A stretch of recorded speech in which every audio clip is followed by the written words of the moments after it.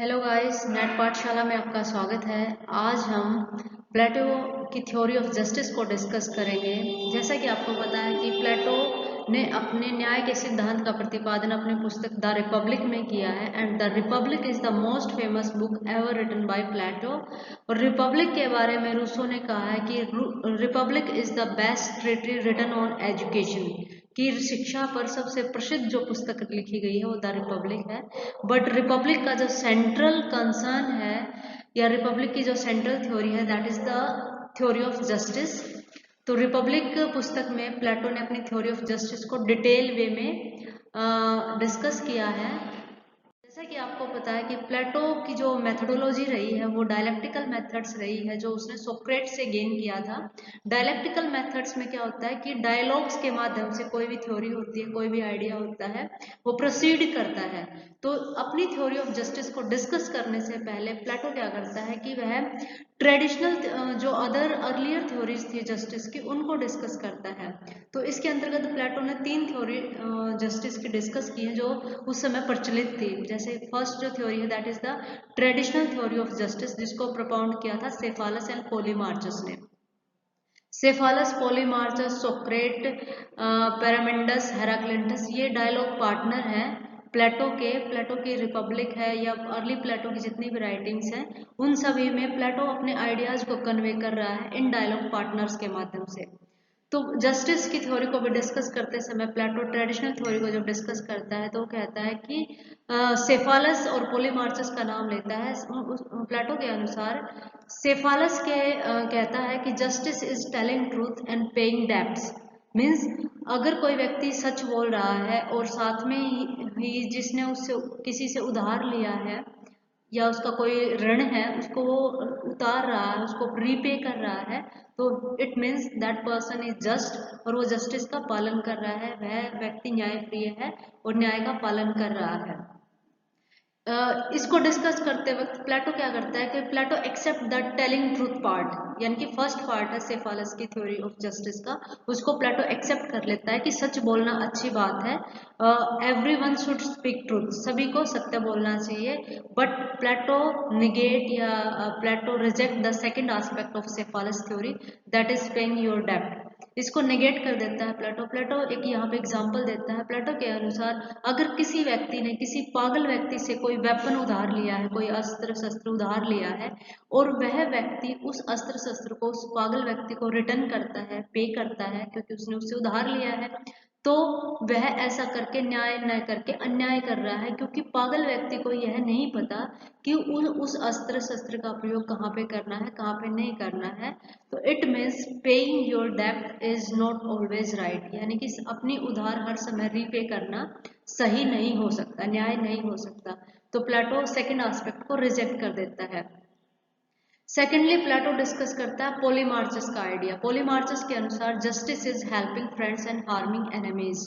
प्लेटो इस एस्पेक्ट को भी निगेट कर देता है, क्योंकि प्लेटो के अनुसार justice is for the welfare of everyone. Justice का मतलब हर इंसान की, हर व्यक्ति की हेल्प करना है, हर व्यक्ति की मदद करना है। और justice can not differentiate between friends and enemy, और some time it's not possible for us to identify who is our right enemy, who is our right friend. sometimes क्या होता है कि जो हमें मित्र लगने वाले होते हैं वो भी हमारे वास्तव में एनिमी होते हैं, वो भी हमारे साथ दुश्मनी निकाल लेते हैं। तो हम कौन हमारा फ्रेंड है, कौन हमारा एनिमी है, ये हम हर समय में ये हम अच्छी तरह से आइडेंटिफाई नहीं कर सकते।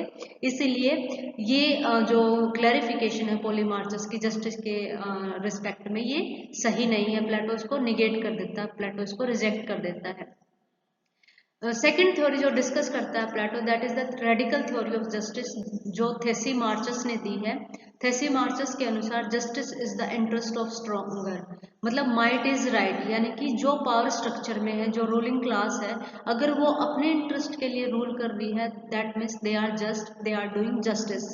But Plato does not accept this aspect of justice. Plato के अनुसार जो पावर स्ट्रक्चर में जो लोग हैं, रूलिंग क्लास जो है, वो अगर अपने इंटरेस्ट में ही सिर्फ रूल कर रही है तो that can not be justice. Justice का मतलब होता है कि पावर का प्रयोग किया जाए सबकी वेलफेयर के लिए, सबके इंटरेस्ट के लिए, ना ही कुछ चुनिंदा चुनिंदा व्यक्तियों के इंटरेस्ट के लिए। तो प्लेटो इस थ्योरी को भी रिजेक्ट कर देता है। थर्ड थ्योरी जो प्लेटो डिस्कस करता है that is the pragmatic theory of justice, जो ग्लूकोन ने दी है। ग्लूकोन के अनुसार justice is the interest of weaker. Plato इस एस्पेक्ट को भी रिजेक्ट कर देता है क्योंकि प्लेटो के अनुसार जस्टिस का जो मतलब है, जस्टिस का जो मीनिंग है that is the welfare of all, सबकी वेलफेयर है। ये डिफ्रेंशिएट नहीं करेगा कि कौन स्ट्रोंग है कौन वीक है।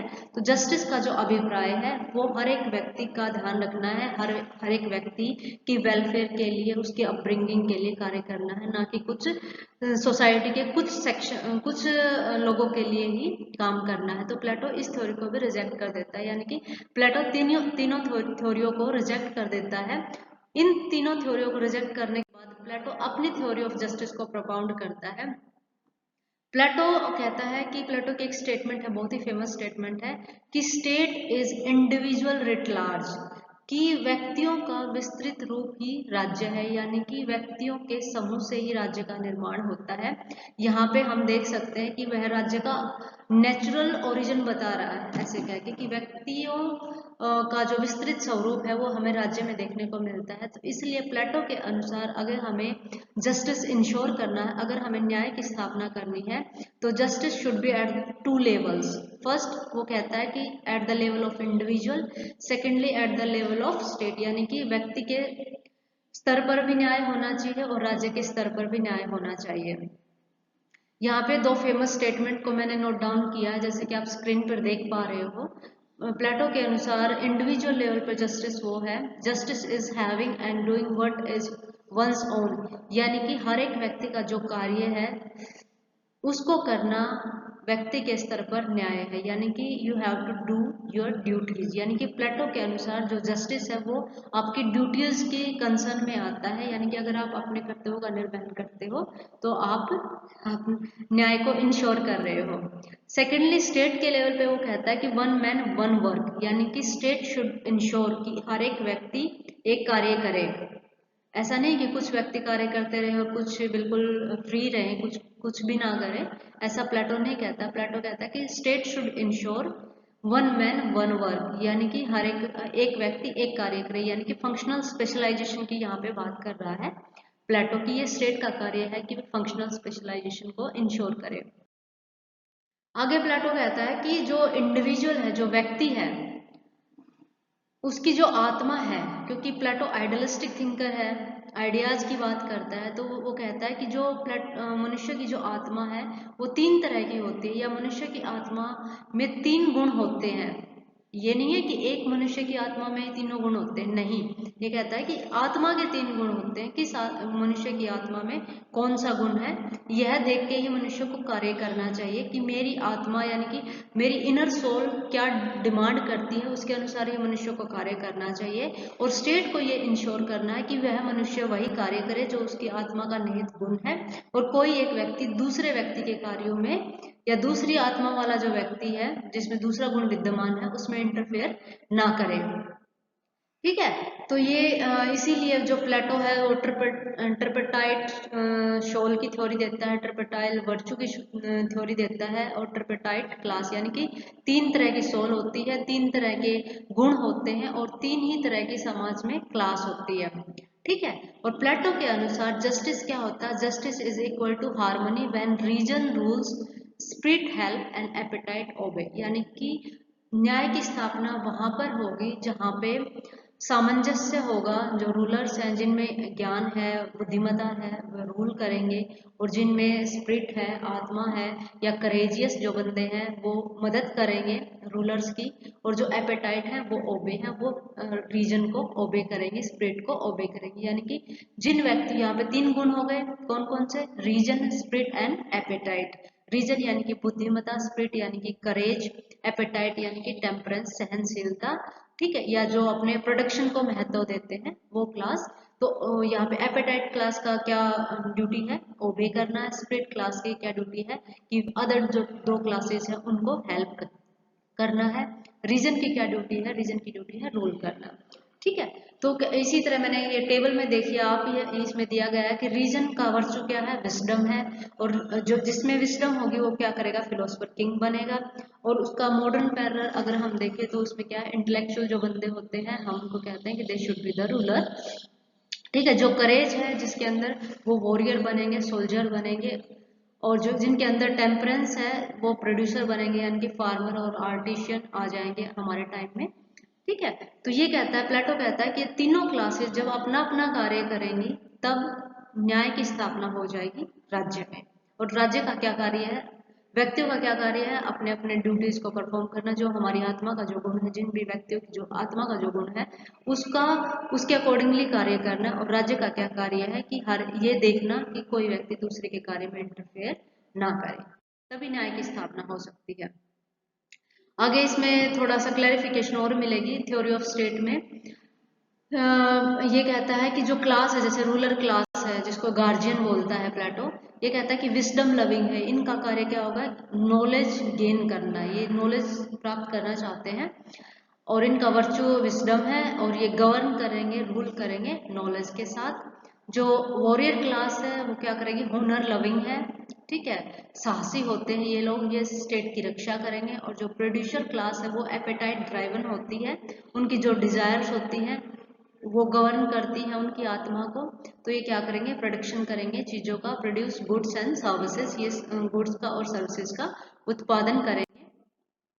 इसीलिए प्लेटो कहता है कि जो एक राज्य है उसके 4 कार्डिनल वर्चू हैं, कौन कौन से, विजडम जो रूलर्स में होगा, करेज जो वॉरियर्स में होगा, टेम्परेंस जो प्रोड्यूसर क्लास में होगा, यानी कि वो अपना सेल्फ कंट्रोल करेंगे, अपनी इच्छाओं का, अपने डिजायर्स का, और उसको करके प्रोडक्शन करेंगे राज्य के अन्य 2 क्लासों के लिए भी।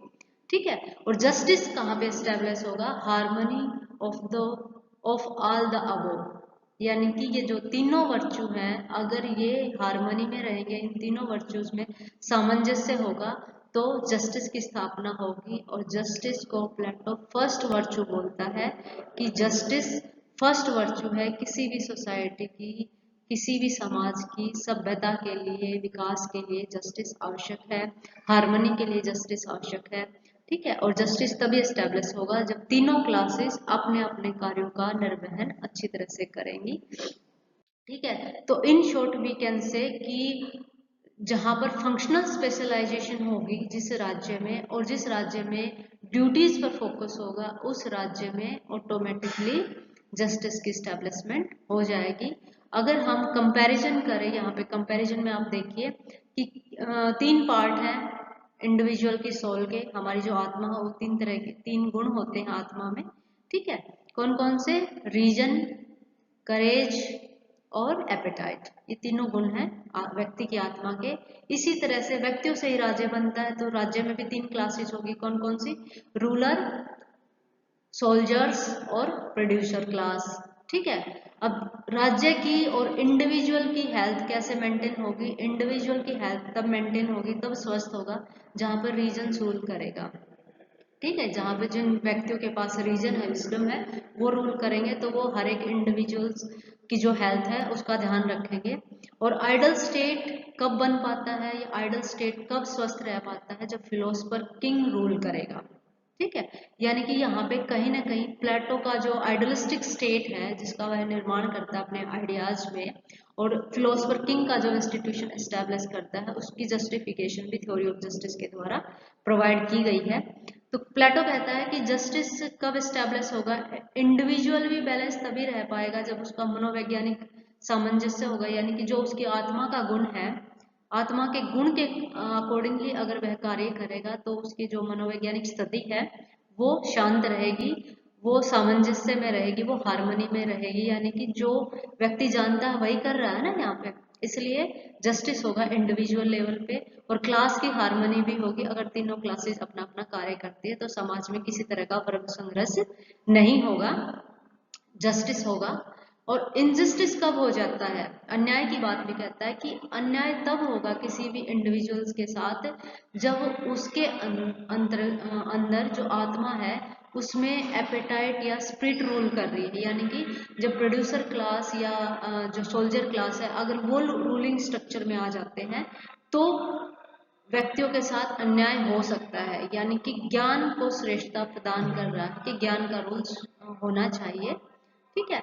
और इसी तरह राज्य में भी अन्याय होगा, राज्य के स्तर पर भी अन्याय होगा जब रूल क्लास रूल करेगी, यानी कि पैरेलल ड्रा कर रहा है यहाँ पे जो प्लेटो है, पैरेलल ड्रा कर रहा है इंडिविजुअल के लेवल पे और स्टेट के लेवल पे। अगर इंडिविजुअल के साथ अनजस्टिस होता है तो ऑटोमेटिकली स्टेट के साथ भी अनजस्टिस हो जाएगा। अब प्लेटो ने इन शॉर्ट प्लेटो की जो थ्योरी ऑफ जस्टिस है उससे हमें देखने को मिलता है कि there are three classes in the society, there are three virtue in individual soul, और तब हार्मनी तब होगी जब तीनों अपना अपना कार्य करेंगे। यानी कि प्लेटो जो फोकस करता है वो ड्यूटी एस्पेक्ट को फोकस करता है। प्लेटो स्टेट का जो कार्य बता रहा है वो बता रहा कि इन स्टेट को श्योर करना है कि तीनों क्लासेस हार्मनी में रह के अपना अपना कार्य निर्वहन करें, यानी कि फंक्शनल स्पेशलाइजेशन जहाँ पे होगा वहां पर जस्टिस की एस्टैब्लिशमेंट हो जाएगी। प्लेटो एक्सीलेंस को फोकस करता है, यानी कि उत्तमता की तरफ किसी तरह का कोई कॉम्प्रोमाइज का स्कोप यहाँ पे प्लेटो नहीं छोड़ता है। किसी भी क्लास के साथ या किसी भी इंडिविजुअल्स के साथ या किसी भी स्टेट के कोई कॉम्प्रोमाइज नहीं, तीनों को अपना अपना कार्य करना है तभी जस्टिस इंश्योर हो सकता है। अब प्लेटो की थ्योरी ऑफ जस्टिस है उसको क्रिटिसाइज किया है, कई विचारकों ने इसको क्रिटिसाइज किया। सबसे पहले जो अरस्तु है, एरिस्टोटल। एरिस्टोटल कौन था? प्लेटो का डिस्पाइल था, लेकिन एरिस्टोटल ही वह बंदा है जिसने प्लेटो को बहुत ज्यादा क्रिटिसाइज किया है। ठीक है। तो प्लेटो कहता है कि